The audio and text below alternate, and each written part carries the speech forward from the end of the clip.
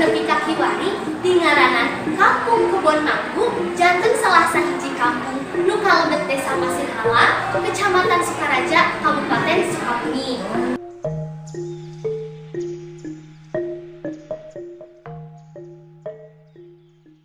Nepangkeun Lasta Simkiri Najwa Salsabila sejamedar carita dongeng dina jejer Sasakala Kampung Kebon Manggu. Wilujeng kadamungkeun zaman baheula ditutugan gunung gede lah modern aya hiji karajaan nu ngaranna Sunda Prawira. Kacaturkeun di eta karajaan aya kajadian anu kacida ayeuna. Dina hiji pangeusi hiji imah merasa kacida eunang sabab salian nang haripan can bawa kumaha tatambah eta imah teh jauh tetangga. Sapuling mati ngan ukur binung ku tatangkawan sarta rumpun jeung jukut nu baralang. Surajan deui jeung cari capas ngan bahan bubur. Dina eta imah teh ngan aya piluan nyaeta Nini Paraji, Nyi Gondang, jeung Ki Gondang salakina. Penting harita sing horeng rek aya nu lahir ka alam dunia. Basa budak jabang bayuna eta imah kadang-kadang jadi ieu. Disusul aya sorak buludug na cenggut. Padahal harita unggul pengujanin. Lamun oge kaayanana lain lampah alih-alih katempo bentang manegaranan. Begitu di langit pucuk-pucuk aya cahaya nyorot kana imah ngaliwatan sela-sela bilik nu barelok. Eta cahaya teh nyorot kana elok-elok. Satuluyna naon aya sorak tanpa rupa.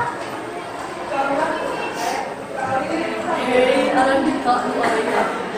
Anjeun teu berusian teu buruas. Ieu orok teh titisan Dewi Ating di Ase, mencalik di Mudia. Ngaranan ieu orok Dimas Putri Sekala. Naoman kejadian saperti kitu, Nini Paraji atuh pribumi hati melotot. Meungeutna badedak pias, mapasna tenghat lanjut. Saurang ge aya minuara. Tapi dilalila mah Nini Paraji jadi tegar. Besarkan suaranya coba nomornya. Disaprak teuting kajadian harita, waktu teh teu karasa. Ayeuna geus pincak 18 tahun, Nyimas Putri Sekar Arum geus dewasa, geus jadi kembangna desa. Kageusan ieu mojang jadi bahan catur urang lembur. Mata elas sajagat. Beja kaunggal kampung, kaunggal pasar. Akhirna beja ieu nepi ka karajaan. Baginda Raja hayang ngabuktikeun punyalira. Atuh dibarengan ku bala tentara manehna ngajukjuk ka eta kampung tempat deungeut wanoja nu kakonjaran teh. Kurang leuwih 300 meteran deui kabuan eta imah, raja katut bala tentara marandeg ngahajak nimbrung ti kajauhan aya wanoja geulisna kabina-bina. Raja katut wadiaparan nembang kadu alias ngomong makasih. Jurajoy dina hati raja aya rasa kabentak asmara. Boga niat hayang ngajadikeun prameswari kaduana. Raja katut bala tentara baralik deui ka karaton. Sanggeus sababaraha poe ti harita, rombongan utusan raja baralik deui. Sanggeus jongkok pok nyarita. Kaula datang ka dieu rek ngalaksanakeun parentah raja. Anak anjeun ayeuna keneh berupa bae. Ulah rek dikawin jadi selir ku Kanjeng Raja.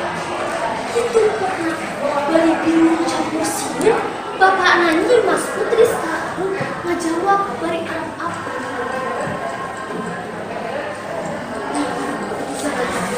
Sifat ieu mah sungguh mitos kesetiaan mangga.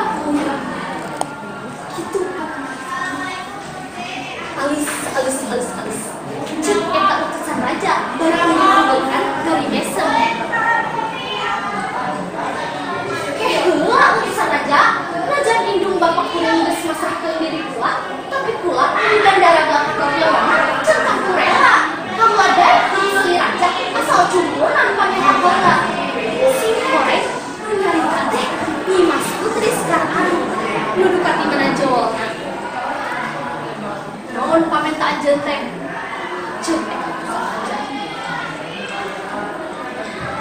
kaula hayang niwas kawinan ku 7.000 tangkal mangku sarta kereta kencana nu ditarik ku 70 bodas nu diesian ku 7 paranjang buah mangku keur bekal kula di perjalanan. Ngadenge pameta saperti itu kudu saraja kacida pembekal. Ceuk pikirna salila ngabdi ka raja perkara aya nu hal saperti itu.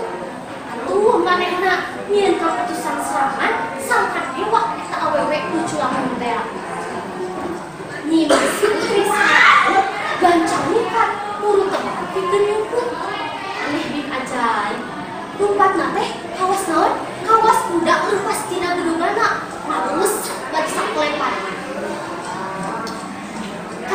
Sanggeus sababaraha poe ti harita ku sabab rombongan utusan raja teu manggihan eta Nyi Mas Trisna kacaritakeun aya pamuda tahta kerajaan dituntun wetan nu keur ngalalana ka eta tempat.